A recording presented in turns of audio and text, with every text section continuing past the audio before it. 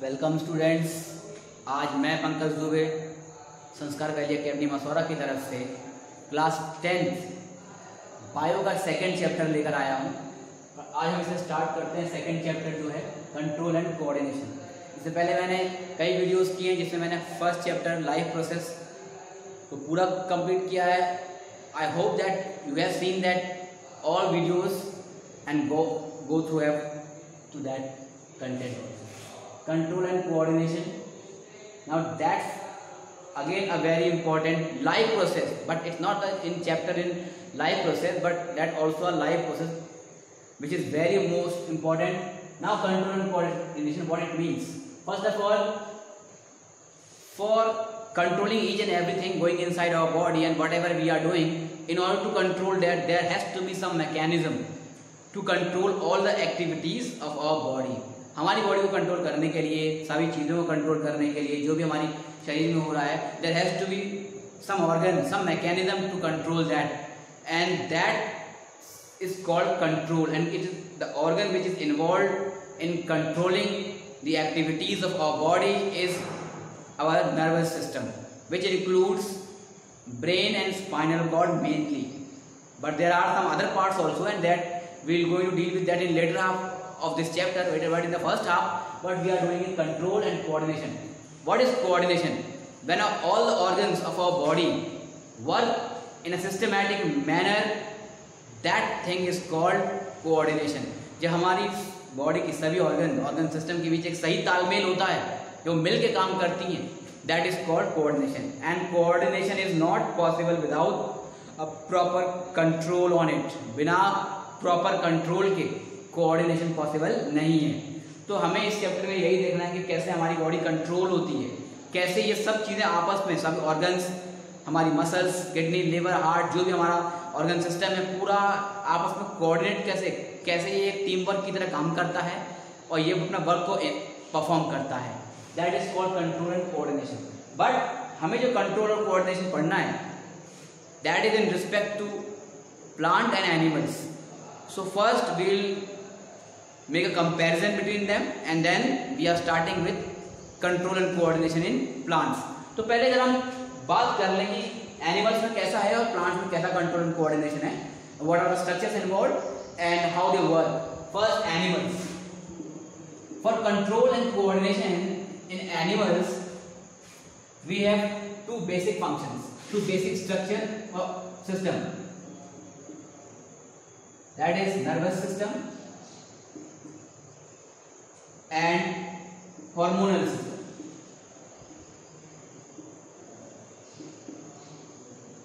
Because of the nervous system, our responses in animals are very fast.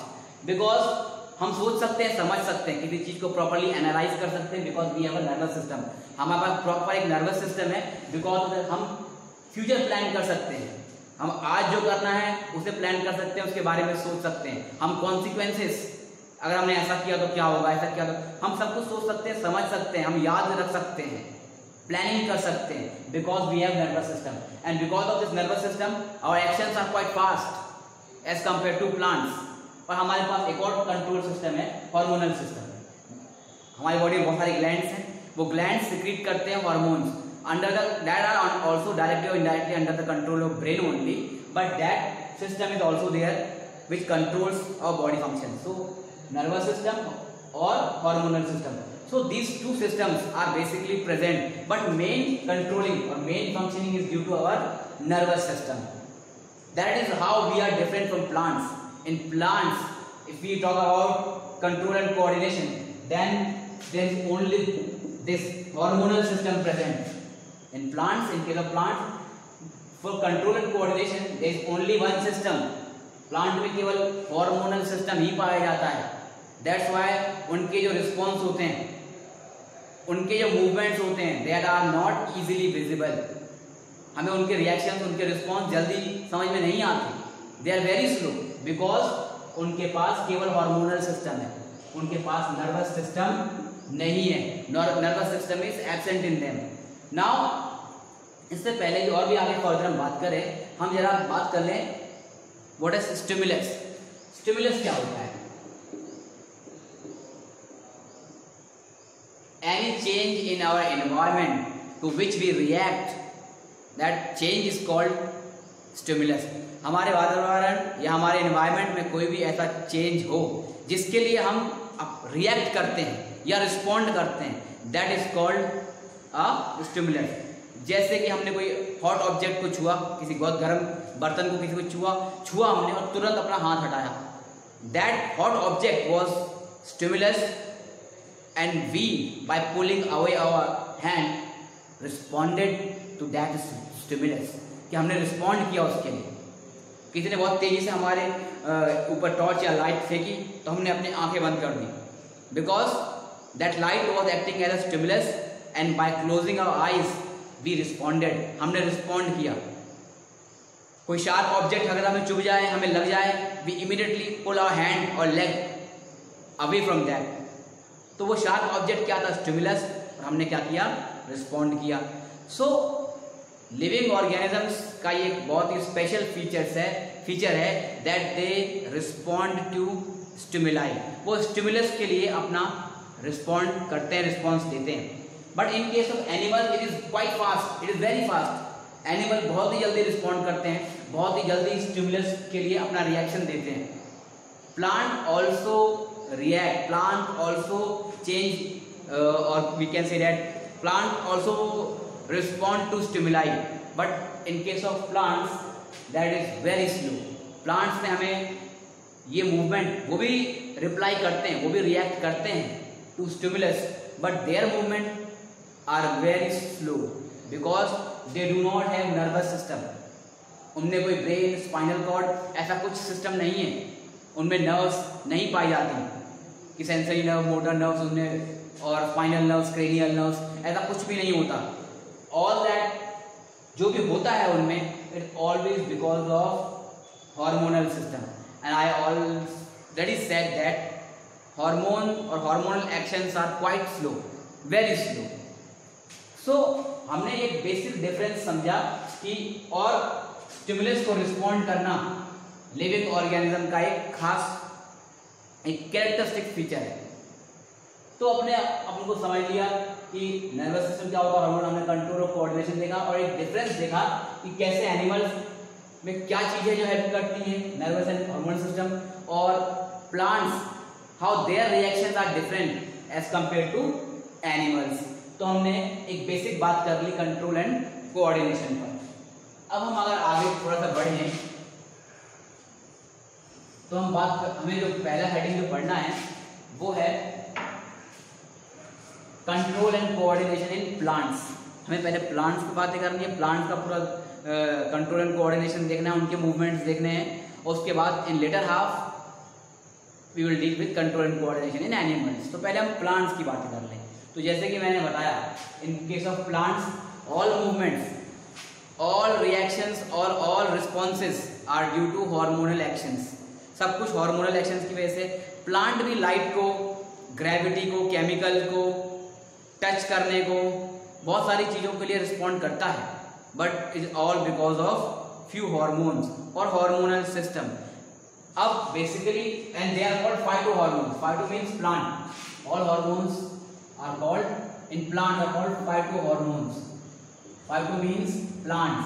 तो phytohormones, what are those main phytohormone which help in movement in cases of in plants. तो कौन कौन से main है? तो basically हमें 4 याद रखने हैं. ऑक्सिन,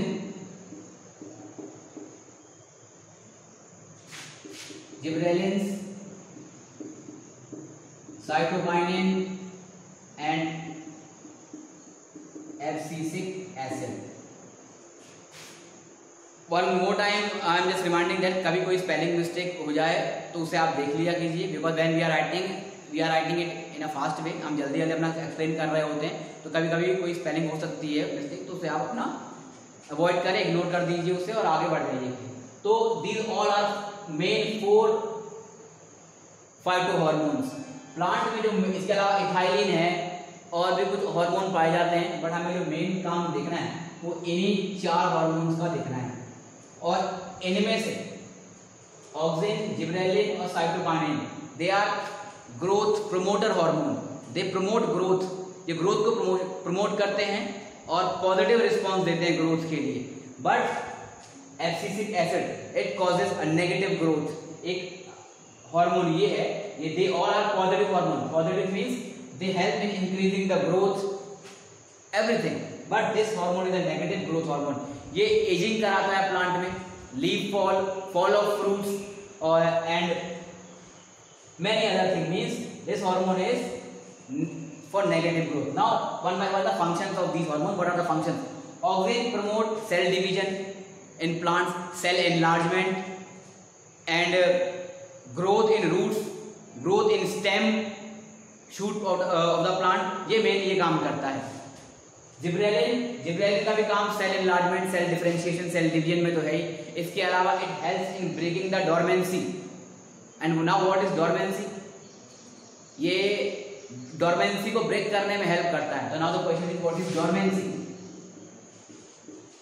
डोरमेंसी मींस इनएक्टिव और रेस्टिंग फेज।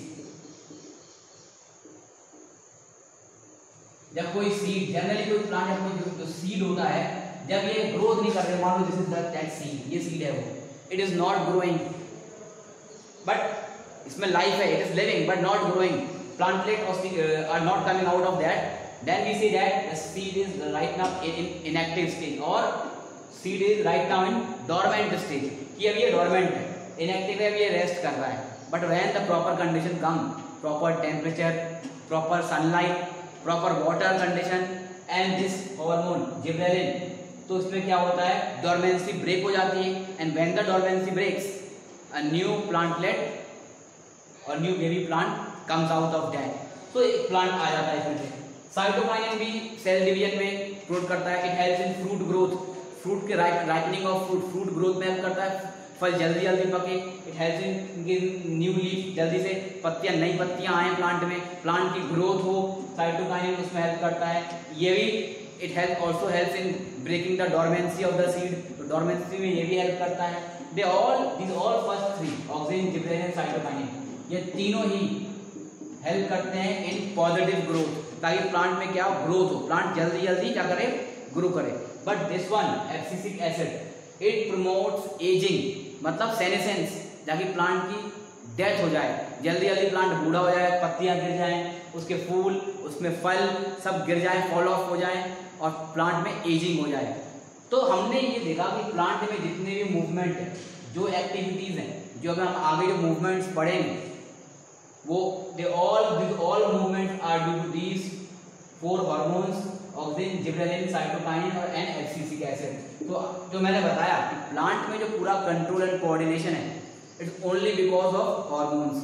तो हम ये जानते हैं कि हार्मोन्स में की वजह से जो मूवमेंट होता है, that is generally very slow, वो बहुत टाइम लेता है, वो बहुत स्लो होता है।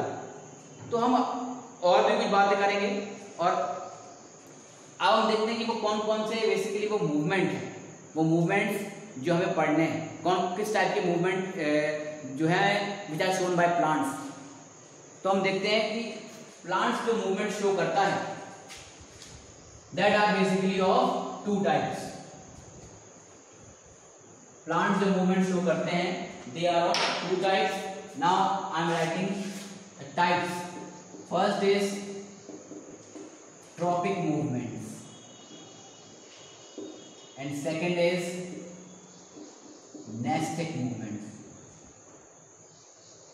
तो मैं आपको बता दूं, प्लांट में जो भी मूवमेंट है वो हार्मोन्स की वजह से होता है, ये तो मैंने बता दिया। तो कौन कौन से वो तो टाइप है जो वो शो करता है, what are the types of movement shown by the plants? Tropic movement and nastic movement. अब हम पहले ट्रॉपिक मूवमेंट की डेफिनेशन, बिकॉज इनके बीच का डिफरेंस बहुत इंपॉर्टेंट है और ये कई बार बच्चों को कंफ्यूज कर देता है। इनके बीच वो डिफरेंशिएट नहीं कर पाते, उन्हें आता होता है फिर भी वो गलत लिख के आते हैं। पहले हम ट्रॉपिक मूवमेंट को देखें, व्हाट आर ट्रॉपिक मूवमेंट?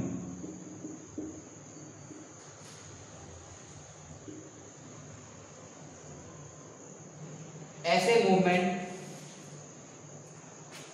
जिसमें प्लांट जो है वो स्टिमुलस की डायरेक्शन की तरफ या स्टिमुलस के से दूर की तरफ। आपको मालूम है सभी चीजें किसको रिएक्ट करती है?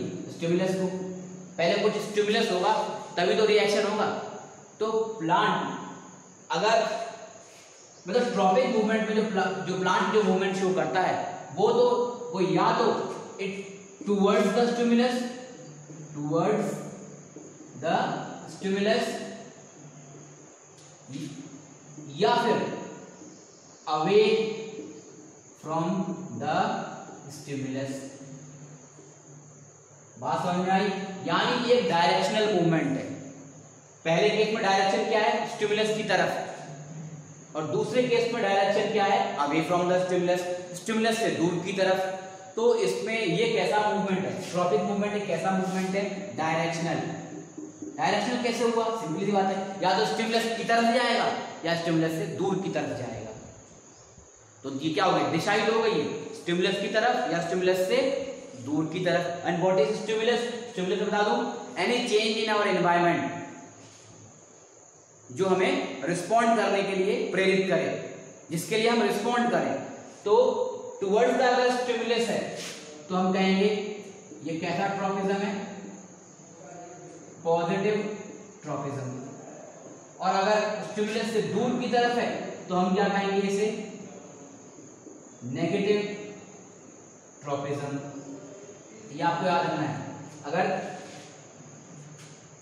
स्टिमुलस की तरफ है तो पॉजिटिव ट्रॉपिज्म और स्टिमुलस से दूर की तरफ है तो नेगेटिव ट्रॉपिज्म में आएगा। बात समझ में आ गई आपको? तो और इसमें एक और बहुत इंपॉर्टेंट पॉइंट, ट्रॉपिक मूवमेंट में हमेशा क्या होती है? ग्रोथ होती है। ये डायरेक्शनल मूवमेंट है, मैंने यहाँ पे लिखा है कि डायरेक्शनल मूवमेंट है, और इनमें हमेशा क्या होती है? ग्रोथ होती है।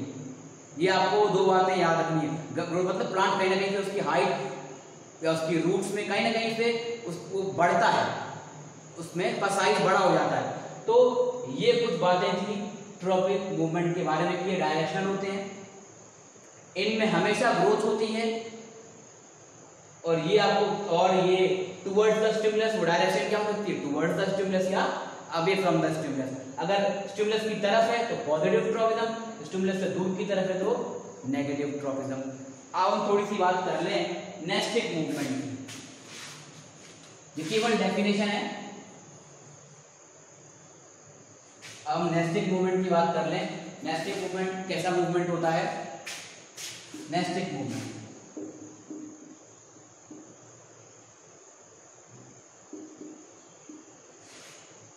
ये वो मूवमेंट है जिसमें स्टिमुलस की डायरेक्शन का कोई मतलब नहीं है। मतलब मूवमेंट होगा लेकिन ना तो वो स्टिमुलस की तरफ होगा ना वो स्टिमुलस से दूर की तरफ होगा, कहीं नहीं। मूवमेंट बस होता रहेगा, लेकिन जो भी मूवमेंट होगा उसका स्टिमुलस की डायरेक्शन से कोई लेना देना नहीं है। ना वो स्टिमुलस की तरफ जाएगा ना स्टिमुलस से दूर की तरफ, सिंपली मूवमेंट होगा बस, एक चीज। और दूसरी पॉइंट, ये वाला मूवमेंट नेस्टिक मूवमेंट, ये इसमें ग्रोथ हो भी सकती है और ग्रोथ नहीं भी हो सकती है। ट्रॉपिज्म में क्या था? ग्रोथ पक्का होती है और वो डायरेक्शनल भी था। ये डायरेक्शनल नहीं है, इसमें स्टिमुलस की डायरेक्शन से कोई मतलब नहीं है। और इसमें रिगार्डिंग ग्रोथ में ये कहना चाहूंगा कि इसमें ग्रोथ हो भी सकती है और ग्रोथ नहीं भी हो सकती है। तो this was all about nastic movement. अगले वीडियो में हम ट्रॉपिक मूवमेंट्स और उसके टाइप, नेस्टिक मूवमेंट्स और भी कई चीजों पर बात करेंगे। So this is all for today. Thanks for watching. Thank you very much.